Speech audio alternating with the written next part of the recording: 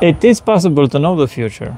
It is. But it might lead to a karmic events. But only if it's suitable for sustaining life. For me, I was ready to give it up, so it was not suitable for me to know the future. You understand? Mm. And this is also valid for the majority of the people today. Because if they know what karma they have and what they need to endure in this body, more than 60-70% of the people will say, I'm out. I stay 1 month, 2 months, 1 year, and I'm out. When clients arrive to me, we are talking on the phone, they think you will resolve me my trauma. I tell them, well, you have about 100. And they say, what, really? Yes, you have about 100 traumas, and if we include past lives and so on, there is a lot of work to do. And they resist. No. Here I need to say no.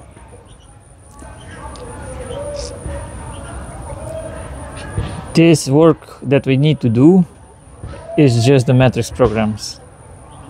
I call the matrix the jar. The jar, okay. So there is a planetary jar, the planetary matrix, that will keep us into spiritual practice, into therapy, into healing traumas.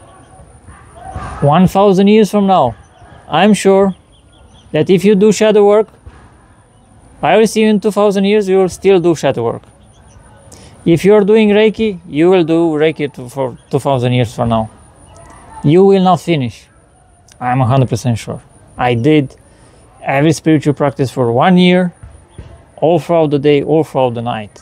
Sometimes when I could work in the nighttime, I was doing and accessing certain energies to keep me in a certain state throughout the night. And I did this without even thinking that I will fail. I knew inside of me that I access it first with the saint relics and I will succeed again. And I was doing everything to perfection. If I took a practice or a course, I didn't take it for 2 months. I was taking for 1 year. After 1 year, if it didn't work, I left it aside. Another. And at the finish, I got back to Christianity and I said, okay, if the beginning of the enlightened experience was there, let's see if it's working. So I tried everything. And 1 year straight, I was praying to Jesus, the Holy Mary, and Michael, the Archangel. So I didn't do something for 1 month and leave it. I was doing every day and every night to see the ending, to see the finish. There is no finish. That's correct. I agree. Because if you go into a healing journey, you're never done. Let me go finish this idea. You can explain, sure. I go back to the prayer aspect. Because I seen that prayer helps me. And I wanted to understand what's prayer. This is why I got back to Christianity. It was the final step for me. Going back to the first step. So, because when I prayed for an answer, the answer came. And I seen that it's functional. Praying helps. That's really nice to have answered immediately after you ask the question. But I was praying for health, having a healthy body, to be released of suffering, and it didn't work. 1 year straight, Jesus and the Holy Mary, throughout the day and sometimes throughout the night. And it didn't work. There was a moment in the prayers, because there were specific Christian prayers that were saying to help the Romanian people against the enemies, against, you know how the Christian prayers are. If you read, I don't think you've been curious. I don't know about much. I know about agnostic Christianity. Okay.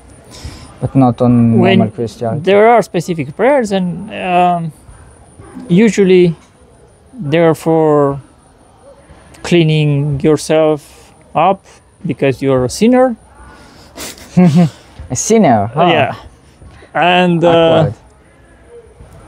I didn't like those programs, and I put them aside when I was reading the prayers. But the aspect that were for others, I didn't take them out because I was reading for myself. I read, and I didn't feel no influx of energy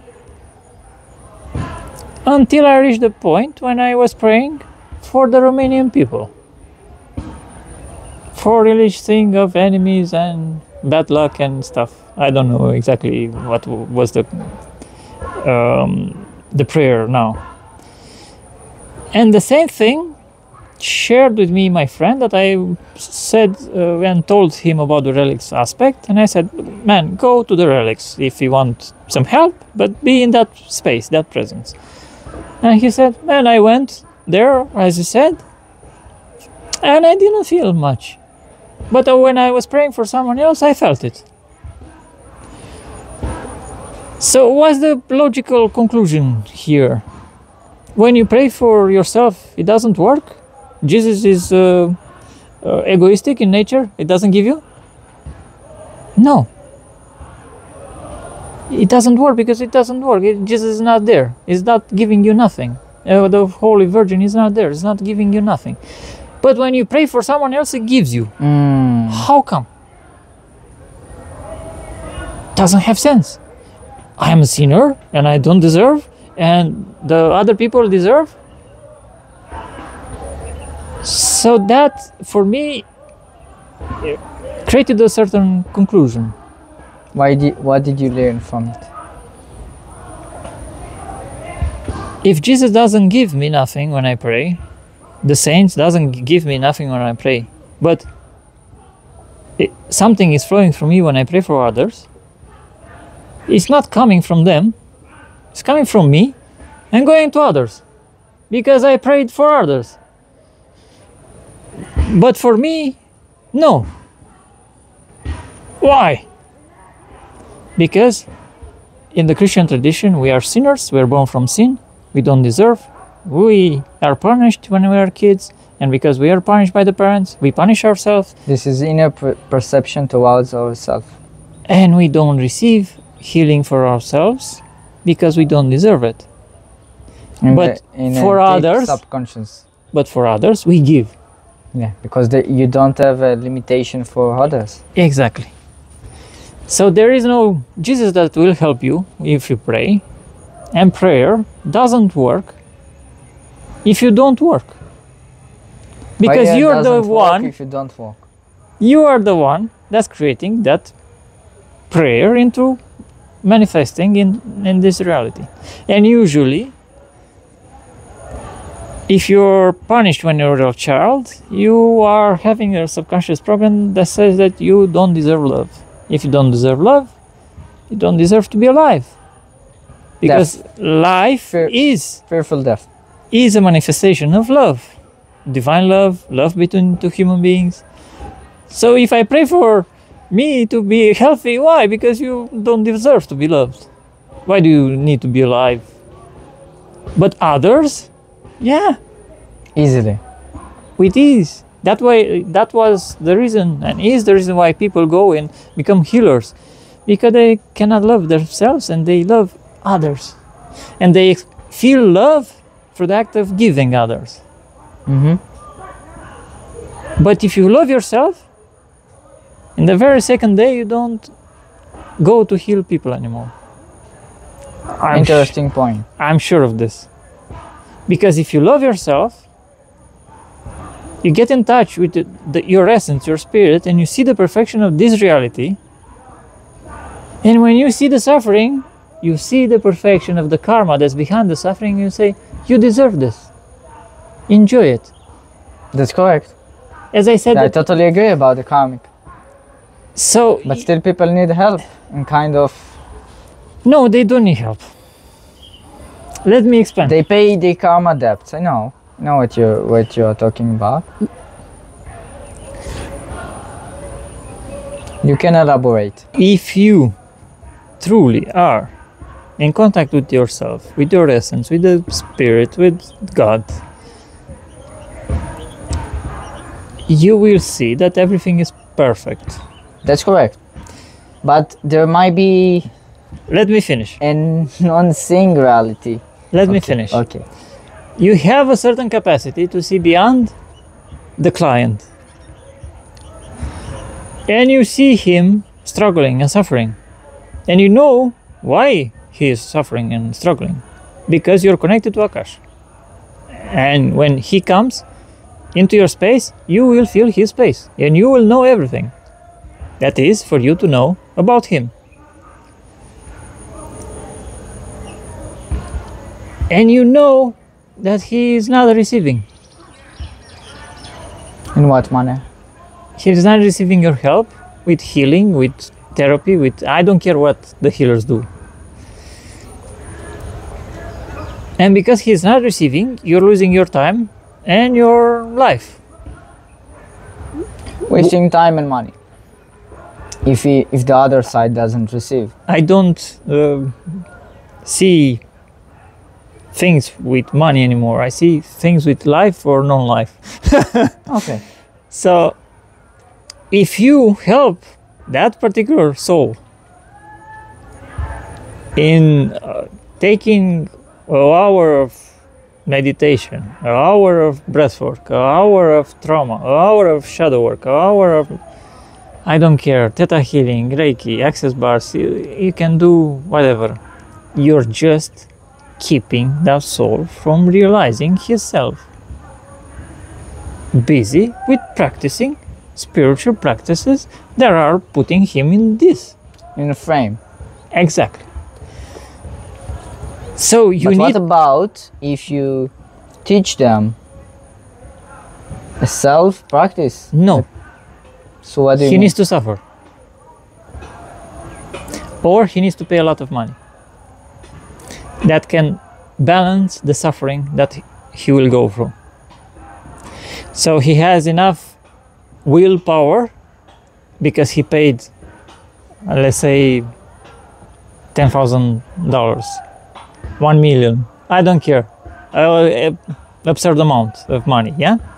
Because he paid an absurd amount of money. Now he has a lot of willpower to get that done. As I said, I didn't care about nothing. Freedom. I didn't care about money, sex, anything, family, friends, business, everything. I left. I didn't care about nothing. That's the state when someone needs help, needs to be in.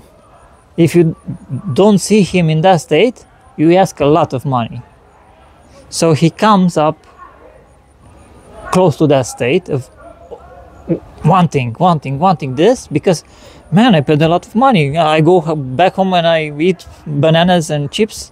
No, I do what that man said because I want this. Why I want this? Oh, I paid $1 million. I cannot lose $1 million. You understand?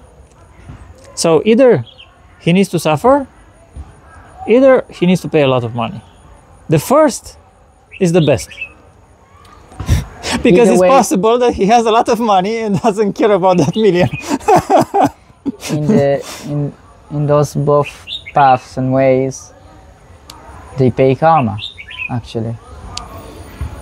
Yes. But let me tell you something. Please. Clients come to me to have help with their energy and emotional limitation, inner child wounds, perception, deceptions. And most of the times they have painful areas in their body. Well, pain have a message, have an information, a quantum information in the body, towards soul and body and material world, manifesting in material world in the physical body. Hence, they want to go to their purpose. We had talked about purpose previously, but they can't. As I told you about the ceremony of ayahuasca, I had experienced an enhancement in my frequency in order to make actions that I need to do to align with my purpose. That was a helping method. yeah, it will not set you free. But we said a great teacher is the one who teaches you how to be an autodidact. Autodidact means, it's an Hebrew word, how to do things by yourself, how to perceive the world by yourself, and you will not be dependent anymore, and to reach a consciousness or any states that you wish to get by yourself organically. Okay. Therefore, so if a person struggles with their energy, you will not help him?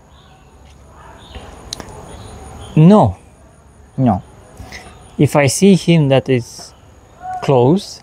I'm not talking about close people. I'm talking about people, a soul that really want. That really want. Really hoping.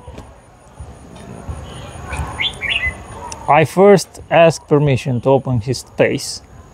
Yeah. And see if truly I have permission to work with that person. Mm. And usually there is a lot of stuff. Stacked up. So if he has that energy of, man, I want to do this, and we have permission, yeah.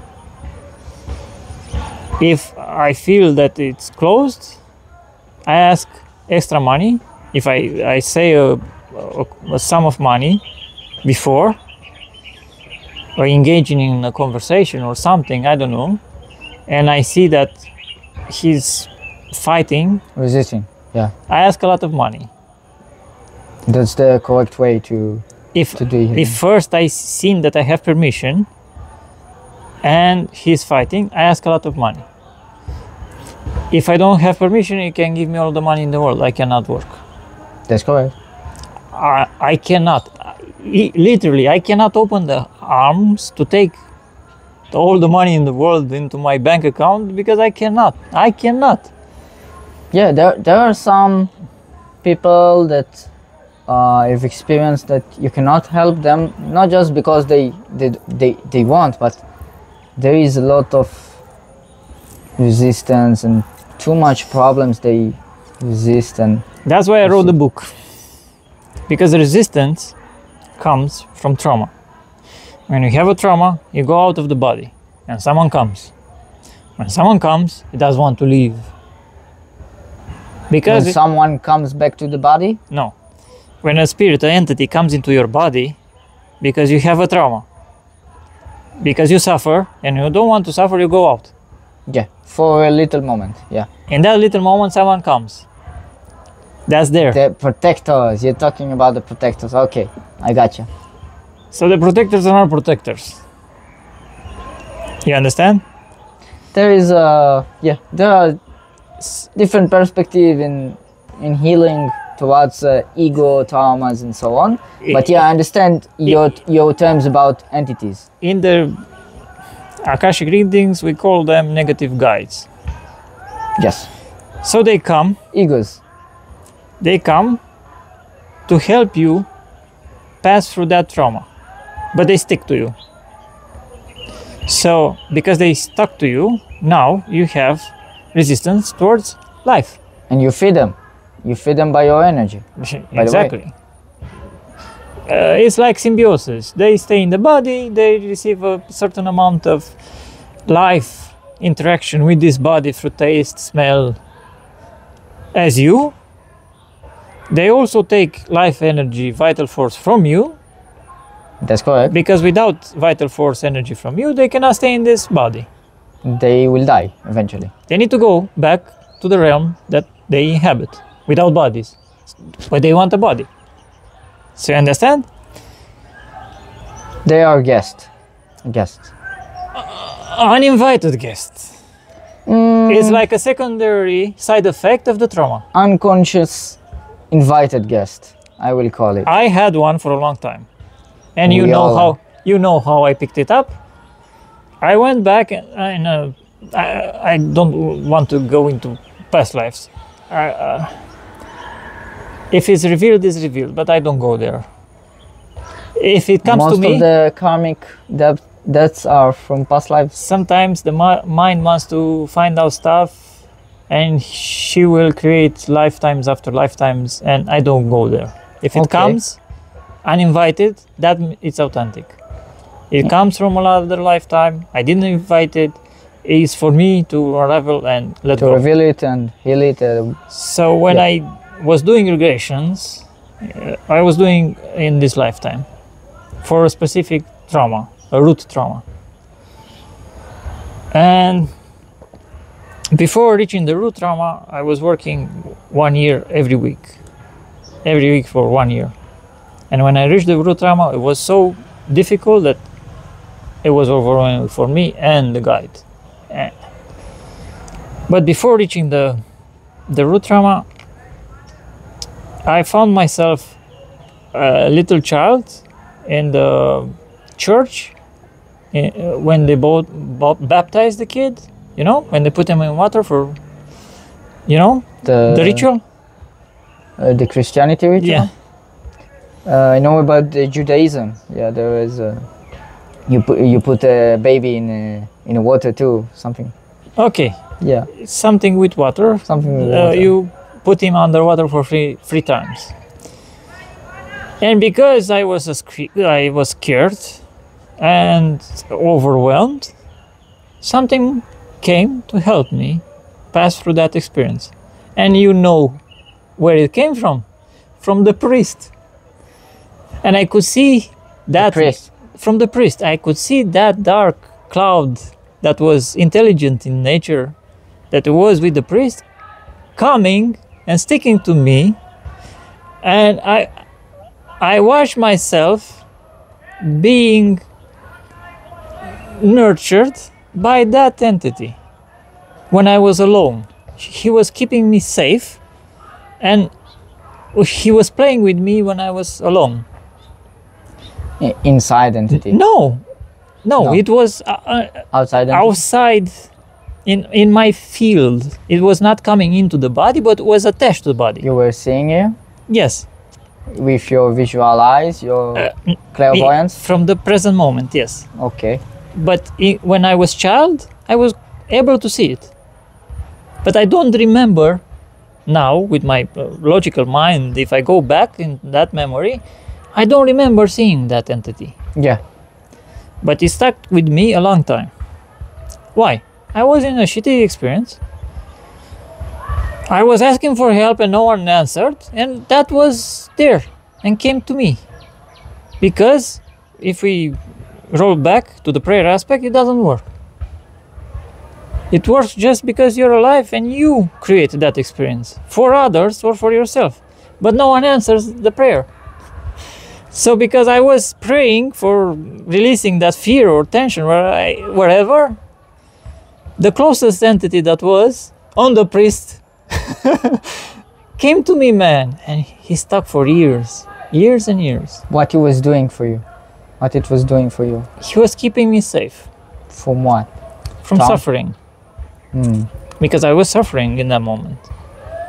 But this meant that I needed to pay with my life energy to keep him here, attached to the body, to keep me safe from something that cannot hurt me. You understand?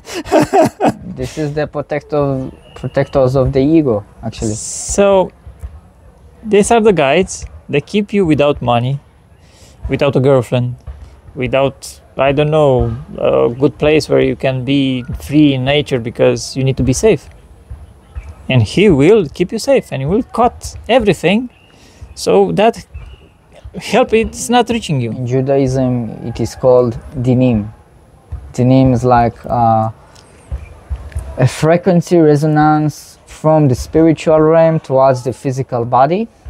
And we can call it in simple English the limitation, the limit belief that you resonance with the higher realms, which connecting to the body, and then you cannot manifest whatever you want.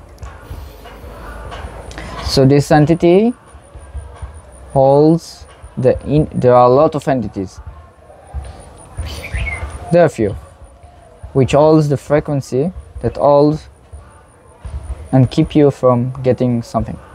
So the point that is to be made here is that we ask for help. And they came to help us. Like a shitty mechanic that comes to keep this body unhealthy. You understand? Yeah, but they do But they need to go. That's they need to go now because we are adults. We don't need them anymore. Exactly.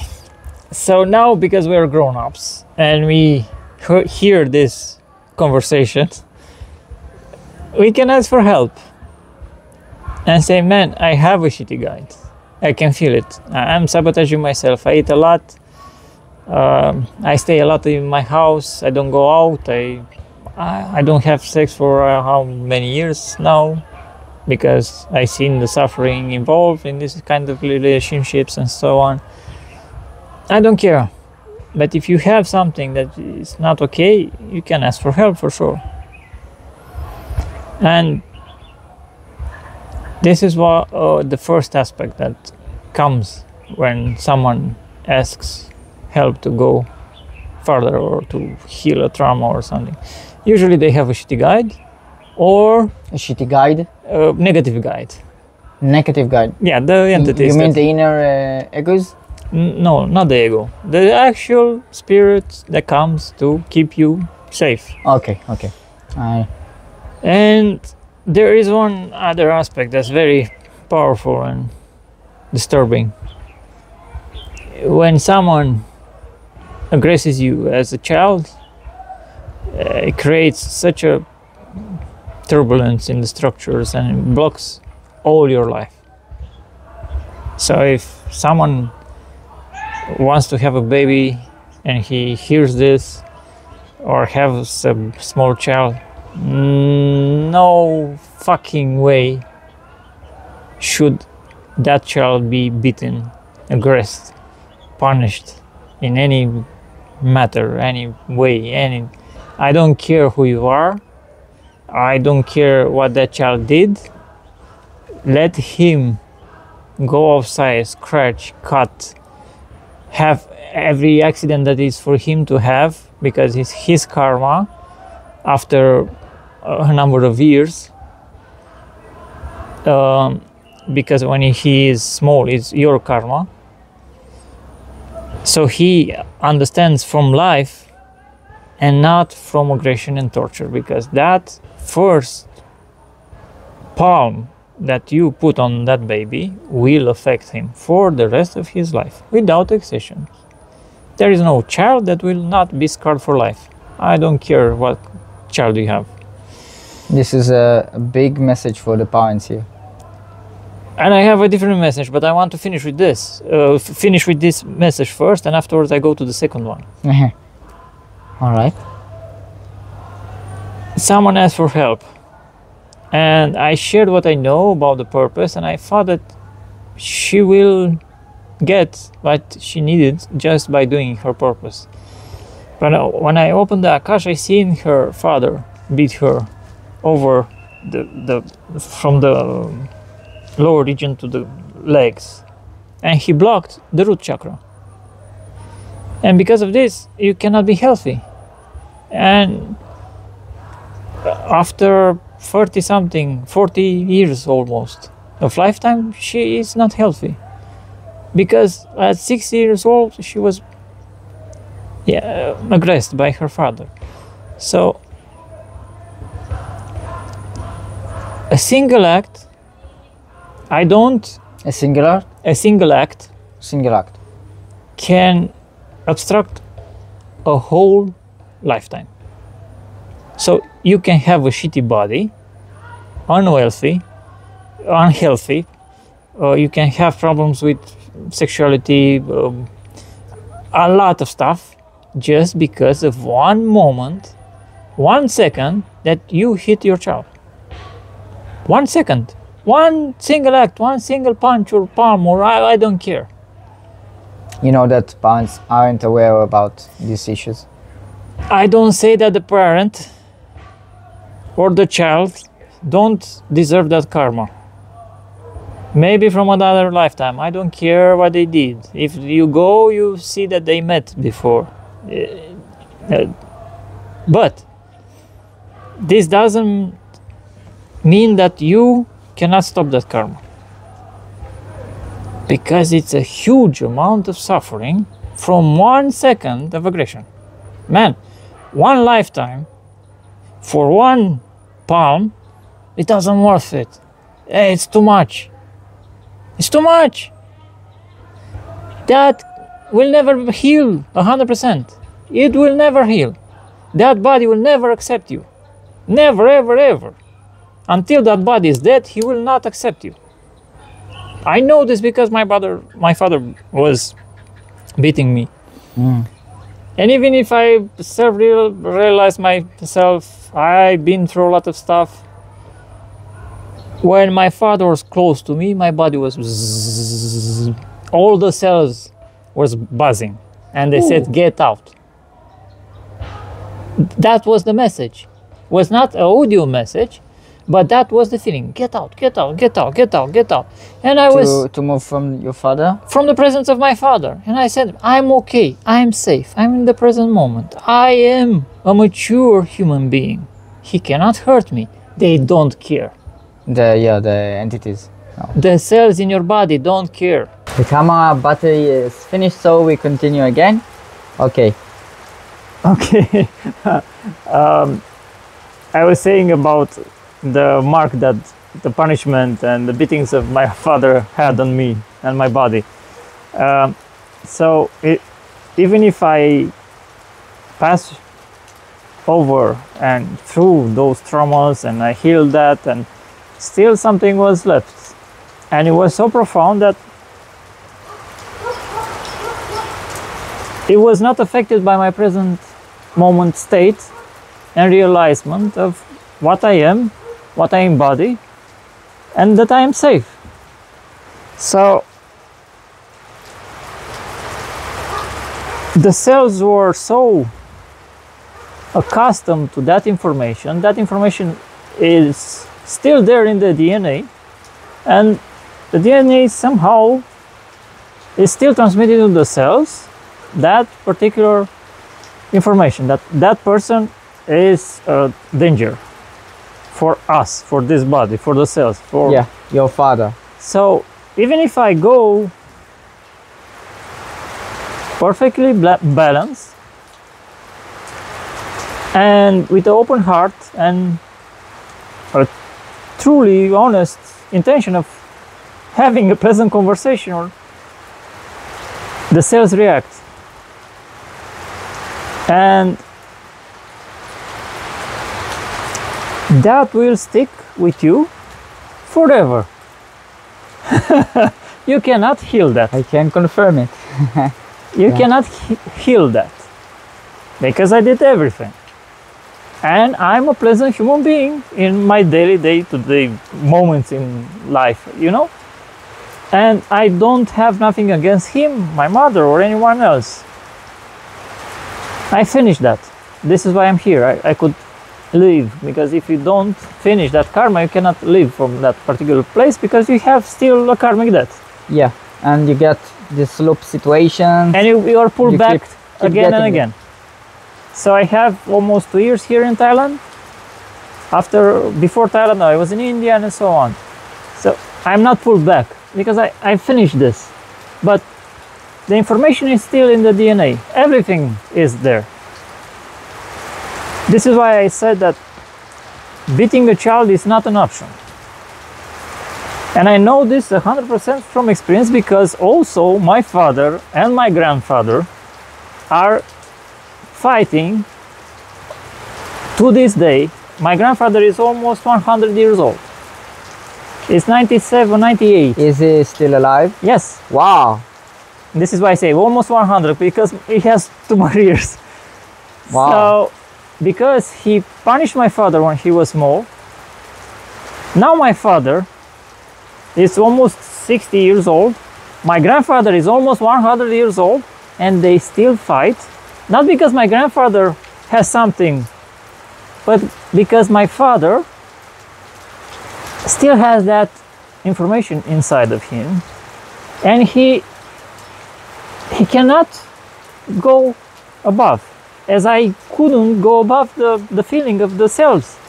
it was like a precise information of go out. It was not as I speak it as a sound, but the feeling was go, go, go, go, run, run, run, run. Fight or flight mode, kind of. Exactly. So the same thing is happening to my father and grandfather. Does your father feels the same as you felt in his childhood? For sure. He had a lot of episodes where he was punished and beaten by my grandfather because that was the custom then. It was violence with a belt? With a belt, with a stick, Ooh. with a hose. Holes, wow. The silver holes. There were some rubber hoses. Rubber. And especially in the market for beating fathers. They sell it on AliExpress. Yeah.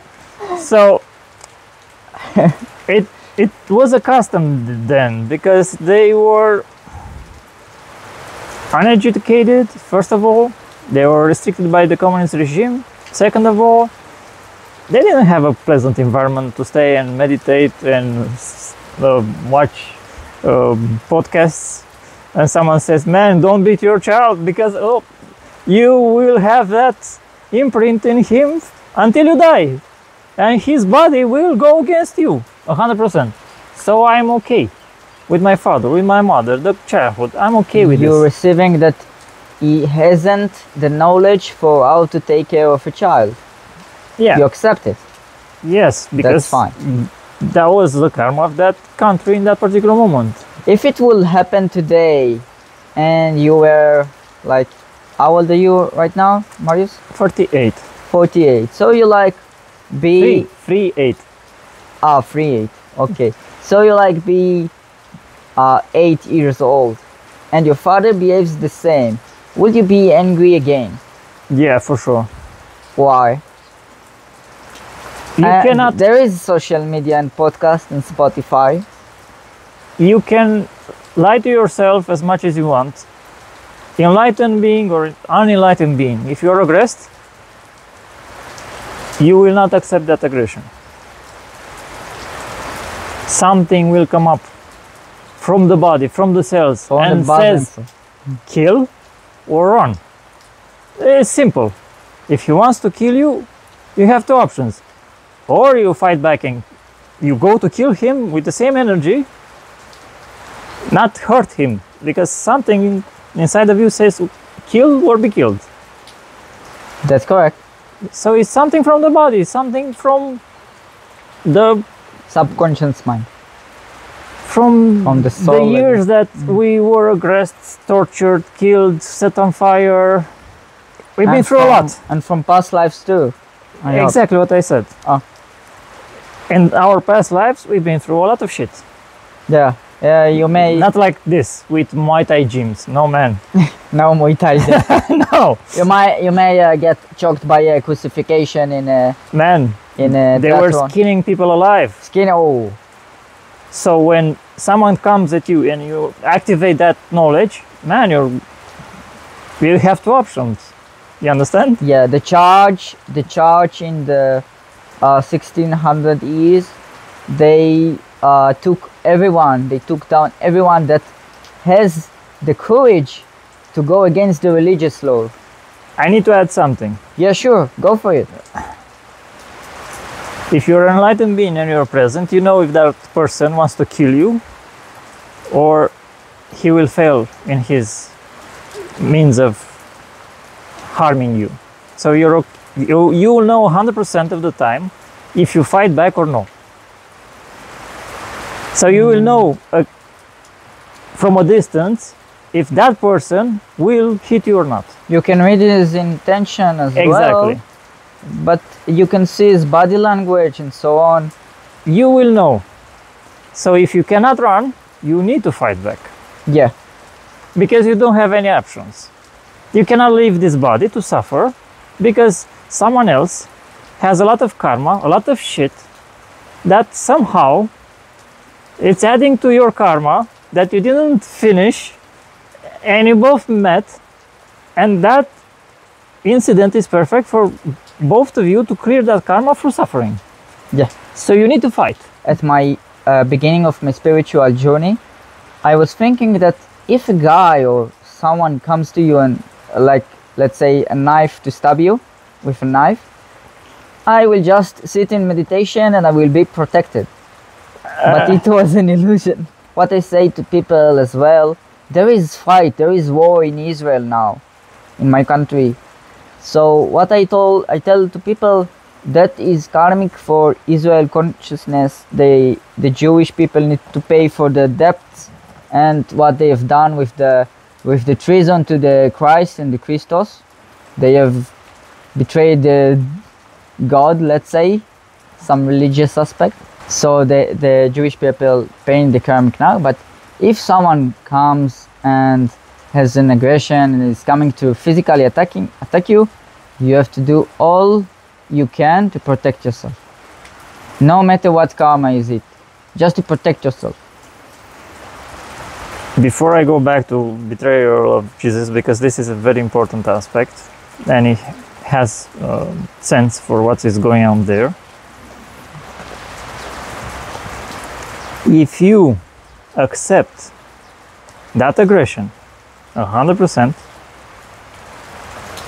and with that acceptance you go over the need of the body to protect his life, and you have that level of presence and you know that he will kill you, because you will know. And if you accept that death, yeah, you don't fight back. No, not fighting back.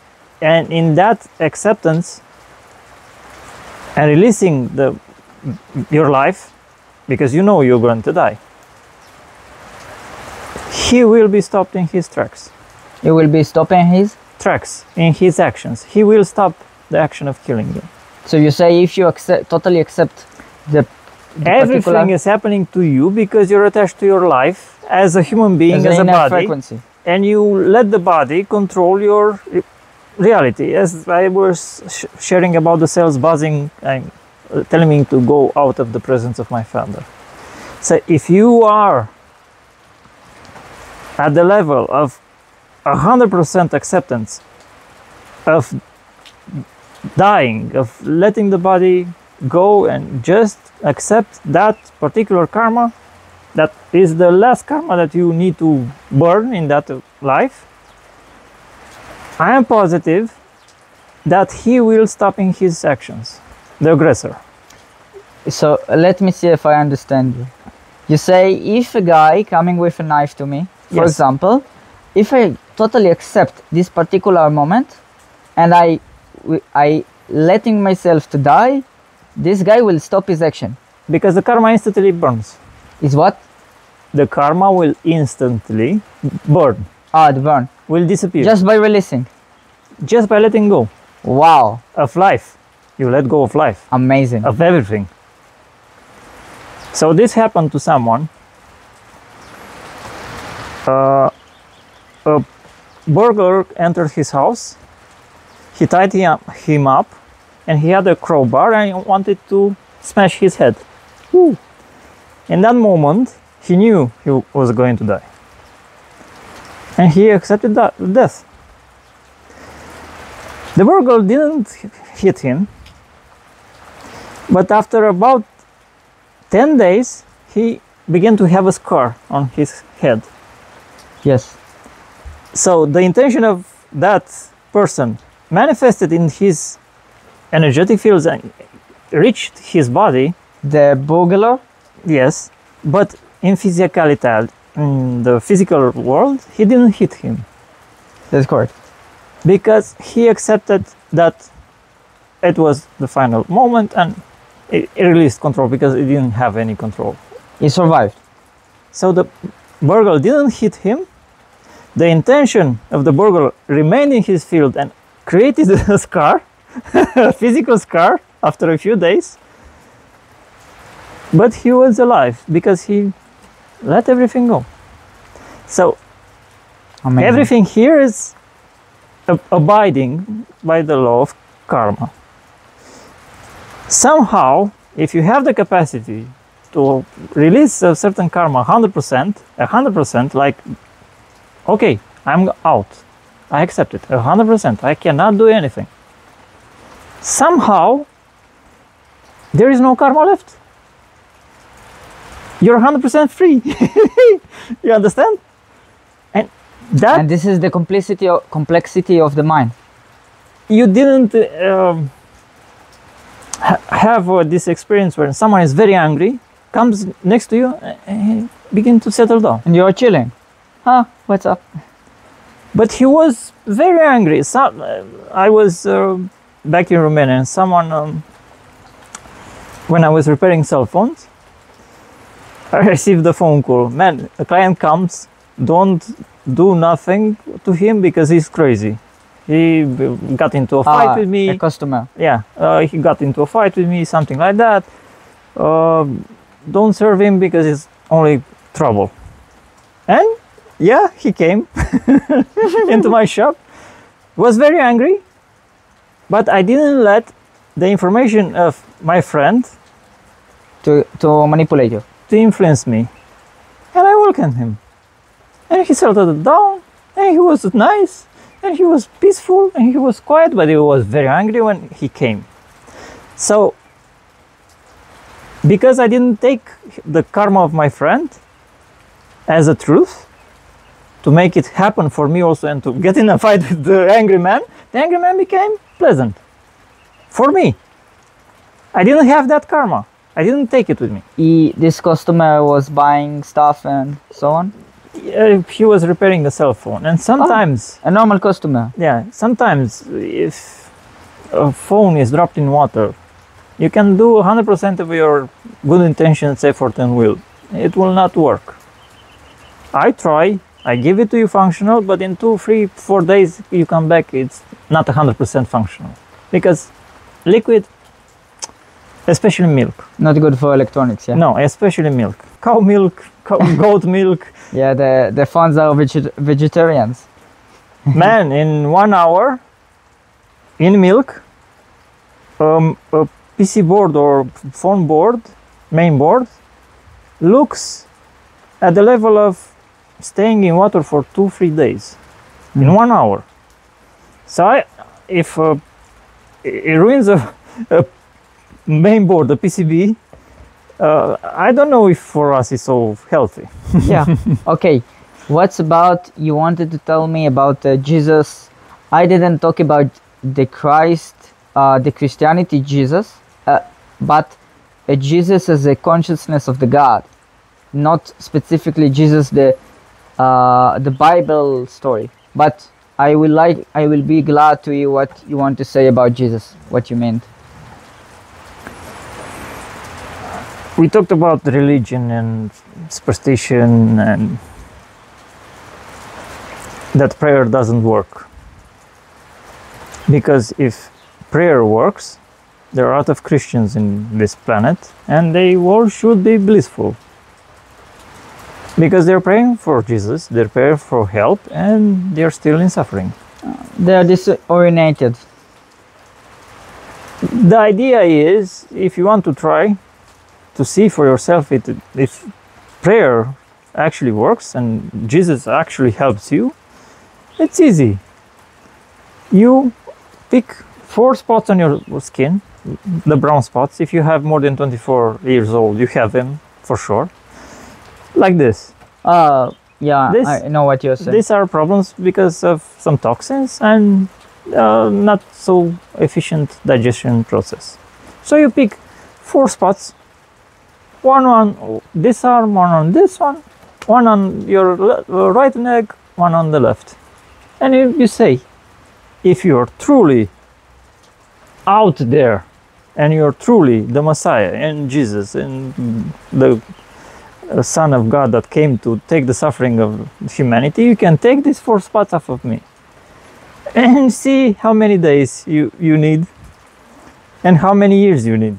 So you say when you pray for healing or some stuff? I didn't choose the spots on the skin just by chance. For this to be healed, and cleared off my skin, I need to have a proper digestion process. So the collagen process, or creation of the collagen process, is 100%. Collagen?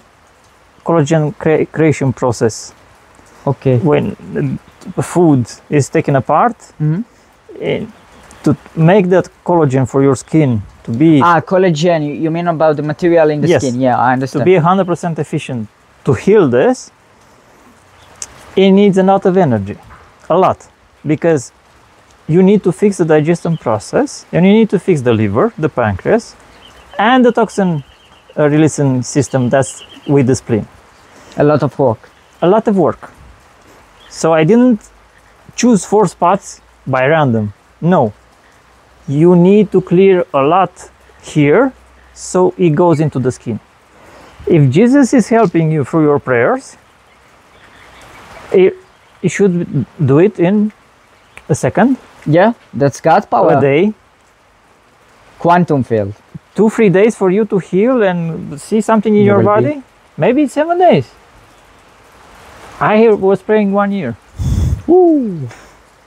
You are a consistency guy. So I was not the kind of person that gives up, because I was so programmed by the aspect of karmic debt that I said, okay, I have karma. First you burn the karma, then you receive the healing. No, it doesn't come. First you burn the karma. That was my mental process. That when you pray for help, somehow you need to release the karma, burn it, through the help of your teacher, your guru, Jesus, whatever. And afterwards you see in the physical body, after a few days, months of releasing karma, a change. Something is happening with But it doesn't work. No. And after 1 year, I was going to the next practice because I didn't see results. And there were results when someone was using a practice starting with the body. But also, that was not going into other realms to release the emotions from the DNA, from the astral body as well, from the karmic body. They were saying that it goes from the body to the other bodies, but no. So also that I left aside. Coming back to the aspect of the betrayal of Jesus, and because I didn't receive any healing, my skin is still spotted. I still have some digestion problems.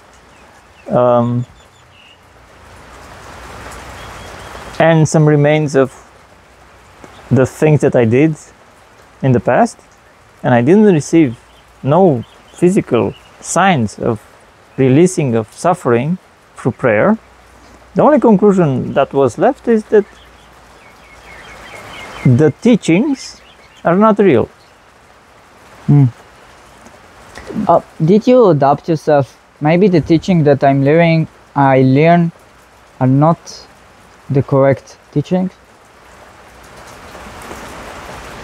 I will continue with my idea and why I reached this conclusion. When someone is in Asia and is giving a teaching, the people here are more open. They're more innocent, like little children. Yeah, for sure. They're not like Europeans.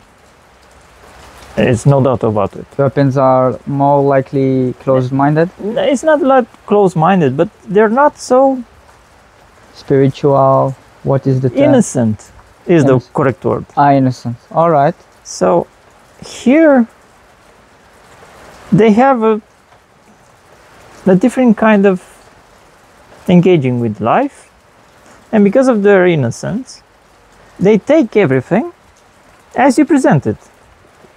You understand the idea? They don't have the capacity to go beyond the word, the physical word that you're saying is the complete truth. Yeah. So if you're saying this is black, they cannot say, man, but it has also something on the back, or you understand? They cannot. They cannot see the other perspective towards the object or the destination. They don't take the whole object. They take what you say. Yes. The front, the screen, the black. But in the back, you have also blue and more black.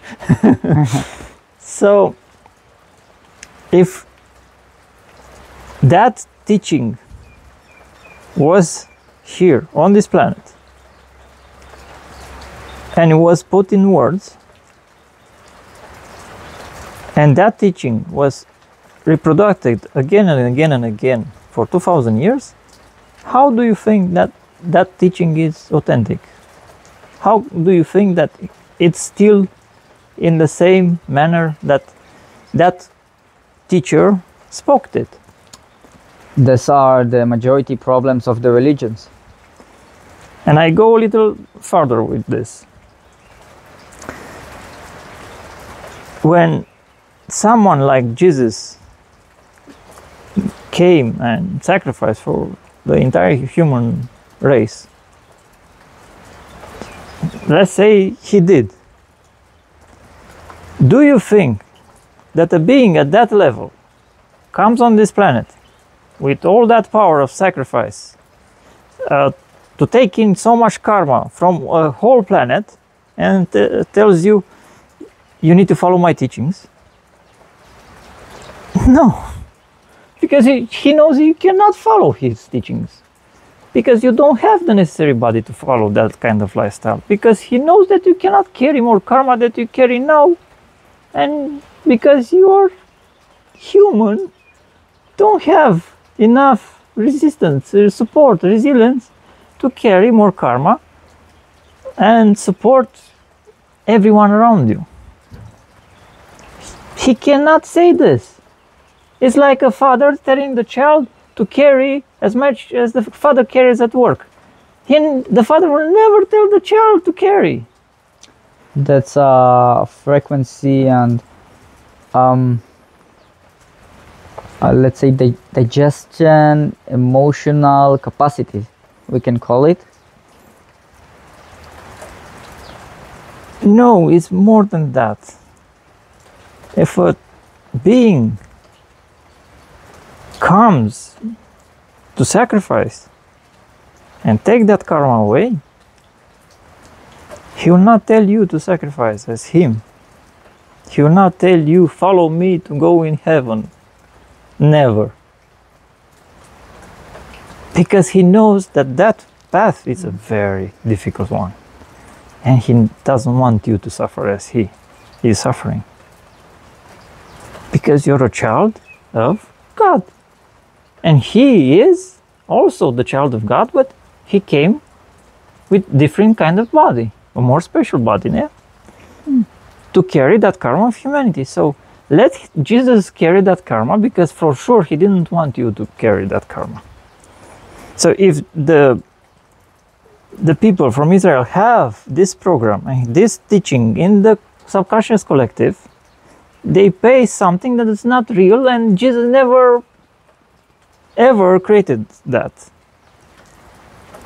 So we have different prophets, by the way, just for knowledge. It doesn't matter. If it is another prophet and he's an enlightened being that gave a message to the people of Israel, for sure he didn't say, follow me to reach enlightenment or heaven, follow my path, follow my steps, follow I know that the ancestors try to teach them things and techniques of consciousness control and mind control and so on, but they didn't want people to force them to follow them, because they knew about, let's say, ego and all those if you have a religion in Israel, it wasn't a religion back there, it was a pure spirituality. If you have a religion currently in Israel, now, yeah, you have a notebook full of shit. Yep.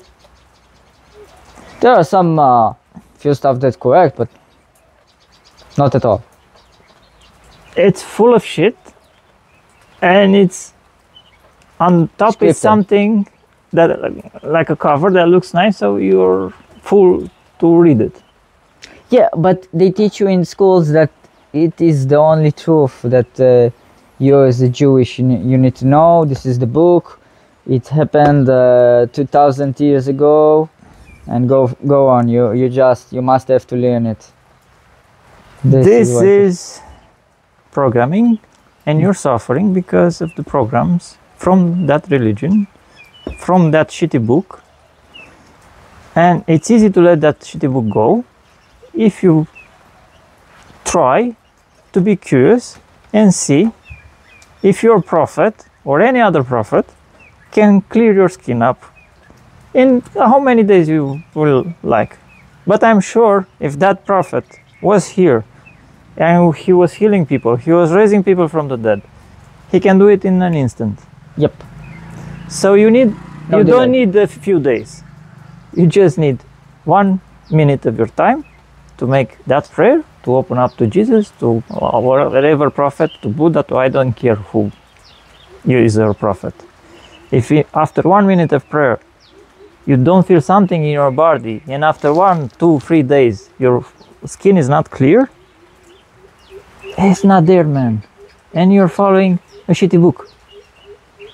I agree with you. I totally agree. And that's the moment when you wake up to reality and you say, okay, I need to go out of the book. What can I do? And then, because you ask the question, something will arise, something will pop up. You will see a podcast that I never thought I would record because I don't like being on camera. I didn't like it. Now I need to. You have to. Yeah, so this is my perspective, that people are manipulated to be sinners, to be the one that betrayed someone, so they pay something. So they suffer something that's unreal, that's false, that's in a shitty book that you didn't read. Someone else read it to you and you take it in because you're a child.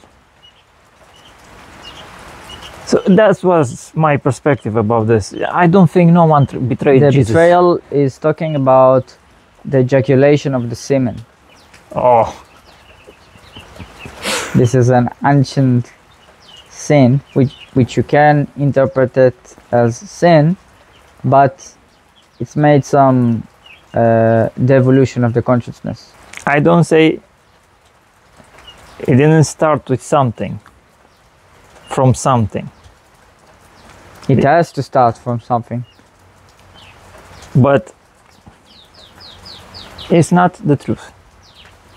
And I feel it 100%. You see, okay, you see that there are much more perspective than we can think, yeah? There are many ways to think and to perceive the reality. And everyone has his own individual perspective. No. I retract what I said. I don't think. I know for sure that this story was created to manipulate the human race and to make, let's say, war between masculine and feminine. I spoken yesterday with you about the females that are suffering more than the males. They're suffering because of this. This program is in the Akashic collective, and the female is blamed for the original sin. From my perspective, the conclusions that I reached in my experiences, following everything that I could follow to grasp who I am and what's happening with me and how can I get out of suffering, was that we were not created to eat. And somehow, in a moment in time, we began to eat. But I know for sure 100% that we were built, we have in our structures the capacity to take in energy from the environment, from outside this planet. But, it's a big but. we have been programmed in such a manner that we cannot stay without food now. Even if we have all the necessary things to live as a plant. The plant takes minerals from the earth, correct? But you don't see any potholes underneath the plant. You don't see a hole. It doesn't eat them. So it takes the plasmatic fields, it takes the energy, but it doesn't take the actual matter. The elemental matter. You can put a plant in a small pot, he will be alive, flourishing, but the earth will still be in the pot. Correct? Yeah, the etheric materials. So we have this also built inside of us. But we cannot use them anymore because we are programmed to eat.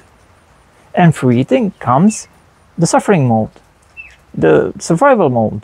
You need to pay the bills, to have a place where you have electricity to cook the food. Everything is about the food. If you leave food aside,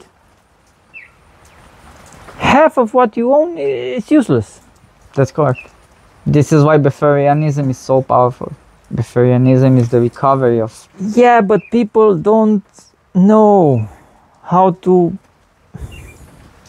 take this message of the people that are feeding with light. They are not feeding with light from the first day. They are not feeding with light for the first year. It takes a long time to reach the level of reprogramming your body to take in light in such a way that it counterbalance the food, so it lets food down gradually, and in a certain moment naturally this disappears and this is all over and you take it in. But so you take it in, you need at least 1 year of daily energy cultivation. Daily, at least twice a day, in the morning, in the evening, I don't know, everyone has his program. In such a way that the body gets more energy from the pranic content from the air, from the universal energy, from your essence, from the universal spirit. I don't know what you are believing and resonating with. But if you're resonating with more, you're taking more. If you're resonating only with prana from the air, you take only prana from the air, and that's not okay also. Because it's not enough. This is very complex. So you need to take in a lot of, I don't know the English word, there is more shades of energy, so to speak, that create the protein, that create collagen, that create, you know? X particles. Spectrums of frequencies, of energies. So you need to take in more spectrums. You mean about infrared and... We're talking about light here when we talk about spectrum. Infrared and all those rays, X-rays.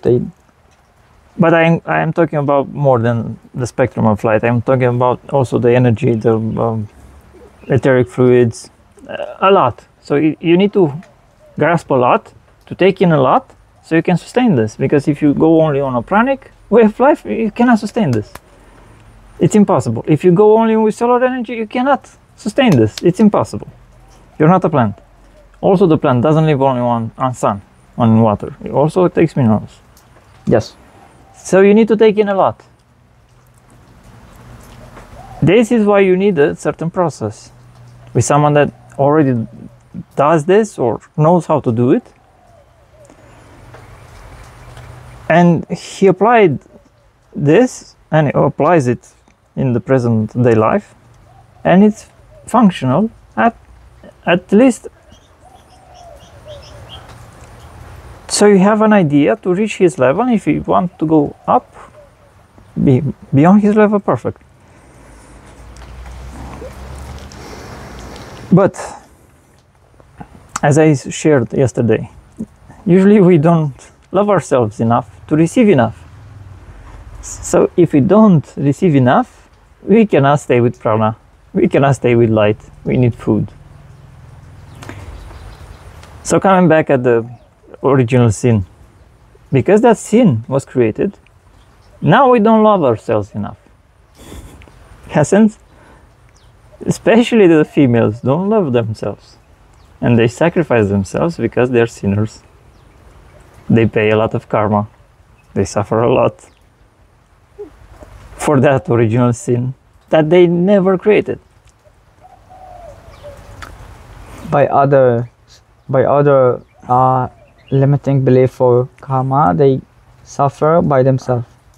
Because this is in the subconscious collective. It's like the war that you say it's there in Israel because they need to pay a certain karma.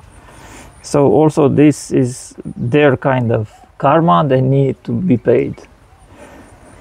But it also is a fake, it's a false belief and creation. Because I seen, scanning my body and other humans, that the DNA is modified by viruses, by parasites, by the bacteria. They modify my DNA. I seen strands of my DNA in the DNA of other persons. So if those beings that are inside of us modify our DNA, that means that someone modified our DNA in such a manner that we needed to eat food to be in the realm of those particular beings. Mm-hmm. So it was not the female that modified us. Extraterrestrial involvement. Exactly. Engagement. As well. I don't know if it was from another planet or from another realm of existence that's belonging to this planet, but I'm 100% sure that we didn't eat before, because I have this in my experience. When I was a child, I didn't eat food. I was going outside all day, and when I was coming back home in the evening, I was drinking water, and that's it. I have a question for you. So now we have an digesting system with large intestine and small intestine and stomach and liver and all those organs. First of all, I know about breatharianism, and it is real and it is possible. Of course, all the pranic feeding, it is real. But now, in this particular moment, after the programming, and after the whole evolution or devolution, if you so called, we still have digesting system that you can enter further, and you may feel more energized or less energized, and you can digest this food. So the question is, why do we have now an organs of digestion system? Because to create this digesting specific system, if we take it to evolution terms, it might take about a few thousand years for the DNA and for the humans to change the DNA in order to DNA as a babies to create these organs from the womb. You know what I'm saying? I'm not getting your question. Why do we have here now intestines? If in the history 3 or 6,000 years ago we had these intestines, because we were manipulated at the level of DNA. So when someone... Okay, but physically manipulated. Well, physically. Okay. So when someone takes and modifies your DNA, I'm not talking about the viruses now. We're talking about different kind of beings that have technology to do this. It doesn't mean this technology. It means that the knowledge of manipulating life energies and life structures to modify a body, not with this kind of technology. So when an entity modifies that for a purpose,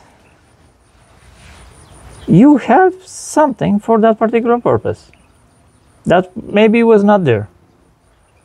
You understand? Because now this is home for millions and millions of beings. That's correct. They're alive.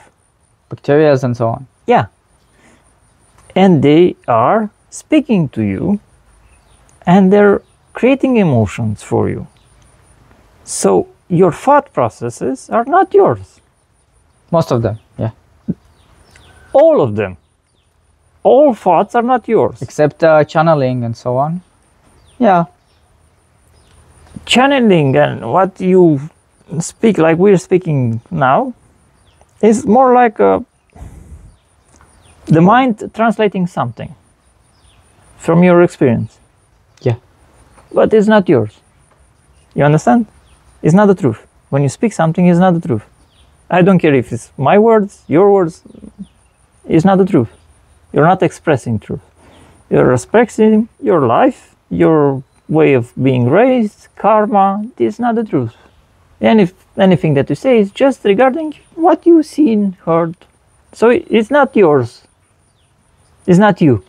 You cannot express who you are as an essence, as a spirit, as a light. You cannot express light in physical form or speech or writing or nothing. So either way, thoughts are not yours. I don't care if they're coming from the bacteria and gut stuff, or they're coming from the jar, the programming, from the books. They're not yours. What's yours is not in writing or speech. And you don't need to express it. You are. The space around you is different. Someone comes angry and suddenly it's different and he's peaceful. Why? That's you. You're not speaking. You're not saying nothing. That is you. So no thought process, no word is you. I don't care if it's my words or anyone else. Yeah, sure. So I'm not taking myself out, no. But when you end everything, no words can express the truth. So what about the Akashic Records that we have recorded in the episode yesterday? There was information going through yourself, as you told me, that was like a normal speaking, just mind translating. Most of the days, everything that you feel or hear as a thought process is not yours. It's coming from here.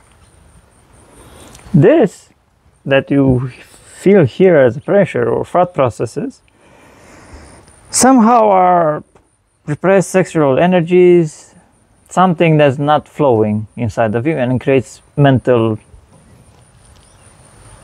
overwhelming. So either way is not yours, but it's inside of you. The body magnetic field thoughts. They're inside of you, and they're a lot. An army.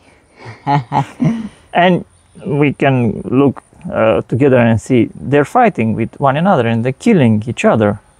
So my immune system is alive, and we can see this on a video in a microscope is following a white blood cell, and the white blood cell is actually chasing a bacteria through the red cells of the blood, and he picks it up and he grabs it and he engulfs it. And he has inside, you can see inside also 4 more bacteria. So they're killing each other. Inside of us, they're growing, they're feeding, excreting, and that creates a lot of noise, man, and a lot of emotions. This is why I say, I'm 100% sure this body was not created for food, because when I don't eat, I don't feel that agitation. I'm blissful. I'm me. I feel the same. But there is a problem. We're programmed for eating, so we cannot stay a long time without food. Yeah. We need to take in some food. Yeah. Unless you dedicate yourself for this process. But for having this process completed, you need a gradual process. And you need to love yourself enough to love everything else outside of you, to take in everything else from outside as matter, as food, to not say this food is not okay, this I am allergic to. No, to accept it in the physical realm. Every types of form that food comes, it can be poison, I don't care. Because if you don't accept that poison, yogic ideology, you don't take it in from the energy level when you need it in a certain moment to kill something inside of you. It has sense? Yeah. Yogis in the Himalaya temples and so on, they had an experience with some yogis that a yogi took a cleaning material. He was totally in samadhi, and he believed that the cleaning material, the cleaning liquid is like orange juice or something like this, and he drank it and nothing happened. It was just healthy. That's fascinating. This fascination is not realistic. Why? Because it takes you out of the moment, of the present day moment in which you are in. It takes they were in the present moment. No, you as a being in the present, because you're fascinated by that kind of action. You're going away towards that kind of environment and actions, and the life of that yogi is a shitty life for you. You cannot sustain that life. We're different, but yeah, I'm not saying about myself. I'm just telling a concept of how we can perceive food and the energetic level of materials in the physical realm. I understand, but okay. By the way, I have read on, when I was learning about Biferianism, how it works, I saw and read that the teachers there, they teach if you want to go with this current DNA genetic programming, you have to clean some to love yourself at the end of the day, and there are protectors and entities, as we spoke on the previous episode, and there are traumas, emotional charge, and so many dislovement, and you have to first clean yourself in order to get to this particular love level, self-love, which is your own real consciousness, and then you may get into Breatharianism. I agree with this perspective, but I add something more to this. Go for it. If you are in your purpose every day of your life, you don't need to love yourself to reach your purpose of being a Breatharian or pranic way of life or something like that. It's like, how to express it in the most efficient way possible. It's like a shortcut. So, we have the universal spirit. We are a little speck from that universal spirit, but we have some particularities from this big spirit. If we use that particular aspect that we call as gift every day, we connect with this and we have the power of this. Connect to God. Exactly. So, because we use the little speck that we have from the source, we are the source again. In that moment, when we close the creation process, we're again human beings. Yeah, now we are animals. Exactly. You're coming back into the trauma, you're coming back into loving yourself, to unveiling the trauma, in the process. This is why I say you need a 1-year process at least. Because I've seen that if you want a truly authentic change, you need 1 year. This is why I was going 1 year with each practice. Because I've seen that something was working, something was not working, because in 1 year I could see the difference from starting to finishing. And I could say, okay, it's enough, it's not enough, I want something more. This is working, but it's working like this, or this is working like this.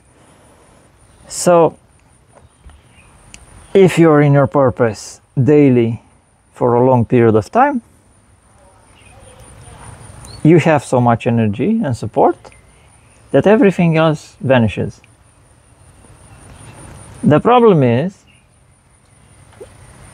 that if you're not consistent, everything else that vanished is still there, present in that reality of the material world. Somatic, yeah. And comes back more powerful. So yeah, you need to if you vanish things under the carpet, then I didn't say this. They're not going. I didn't say that you repress something.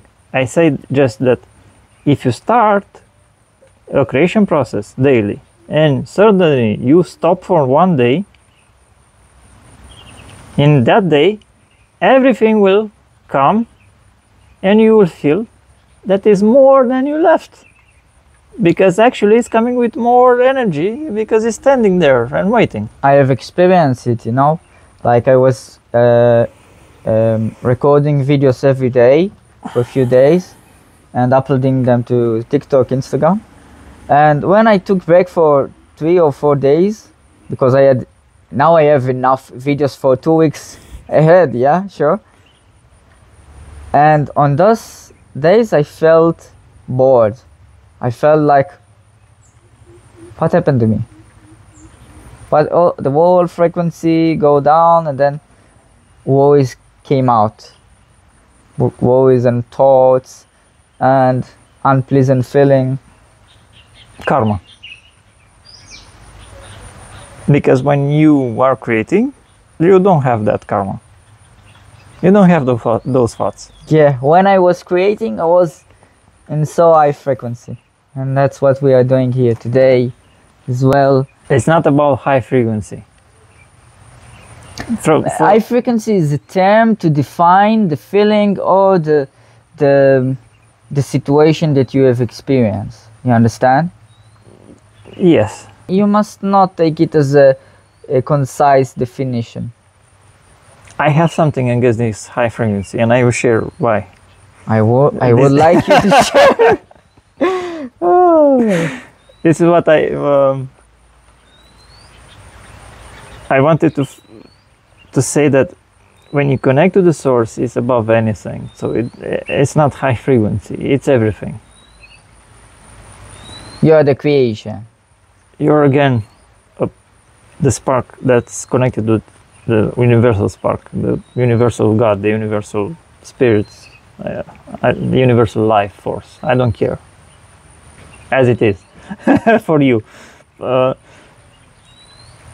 When you say high frequency, the majority of the spiritual people have the tendency to say, okay, we need to go above the material world, above the realms above. Their high frequency. To experience, to visit, to see, to explore, yeah. Okay. It's a nice approach. No, it's a shitty approach.